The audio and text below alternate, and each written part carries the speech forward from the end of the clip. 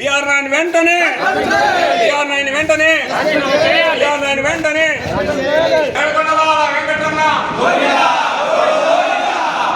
రాజకీయ కేంద్రంగా ఈ బిఆర్ నాయుడు వచ్చిన తర్వాత తయారు కావడం జరిగింది. అక్కడ జరుగుతున్న తప్పిదాలను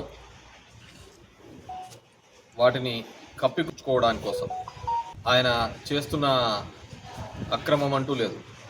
2 సంవత్సరాల కిందట లడ్డులో అనిమల్ ఫ్యాట్ ఉందని, కొవ్వు ఉందని, పంది కొవ్వు ఉందని, ఈ కొవ్వు ఉందని చెప్పేసి దాని పవిత్రతను చెడగొట్టే విధంగా మాట్లాడినటువంటి వీళ్ళు ఎక్కడైనా కానీ హిందూ ధర్మ పరిరక్షణ కోసం చూడాలి.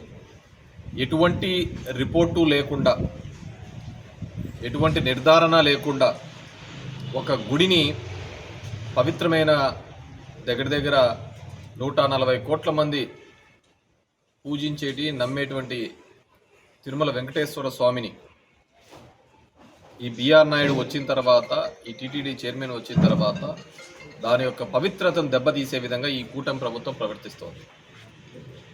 అయోధ్యకు 1,00,000 లడ్లు పంపించినారని, దానిలో కొవ్వుందని మొదలుపెట్టినప్పటి నుంచి మొదలు పెడితే ఇప్పటి వరకు కూడా అన్నీ ఇలాంటి కార్యక్రమాలు చేస్తున్నారు. ఎప్పుడూ లేని విధంగా అలిపిరి దగ్గర తొక్కిసలాట్లో 7 మంది చనిపోవడం, ఇవన్నీ కూడా వాటి యొక్క నిర్లక్ష్యానికి కారణం. ఆయన వ్యక్తిగతంగా సరే దాని యొక్క పవిత్రతను ఏ విధంగా దెబ్బతీశాడనేది మనం అందరం చూస్తున్నాం. తక్షణమే ఆయన రాజీనామా చేయాలని చెప్పేసి కోరుతున్నాం.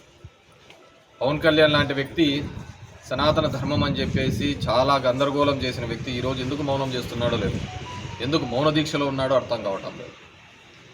ఆయన ఎక్కడికి కానీ హిందూ మత పరిరక్షణ కోసం చేస్తానన్న వ్యక్తి ఏ విధంగా చేస్తున్నాడు, ఎంతటి దిగజారినారంటే తిరుమల పవిత్ర ప్లేస్లో ఉన్న లడ్డులోకి బాత్రూంలు కడిగేది కూడా పోసారని చెప్పేసి చేశారు. ఎందుకంటే వీళ్ళు కేవలం రాజకీయాల కోసం ఆ పవిత్రమైన గుడిని వాడుకునే క్రమం చేస్తున్నారు. దానికి ఖచ్చితంగా వైఎస్ఆర్సీపీ ఖండిస్తుంది.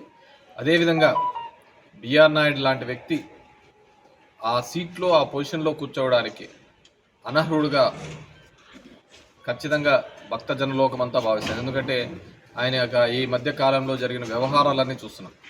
ఒక పవిత్రమైన స్థానంలో ఉండి ఎంతో చాలా కట్టుదిట్టమైనగా ఉండాల్సిన వ్యక్తి కూడా ఆయన ఇటువంటి దారి మళ్ళీ కార్యక్రమాలు చేస్తున్నాడు. కాబట్టి ఖచ్చితంగా ఆయన ఆ పదవి నుంచి వెళ్ళిపోవాల్సిందిగా, రాజీనామా చేయవలసిందిగా వైఎస్ఆర్ కాంగ్రెస్ పార్టీ నుంచి డిమాండ్ చేస్తుంది.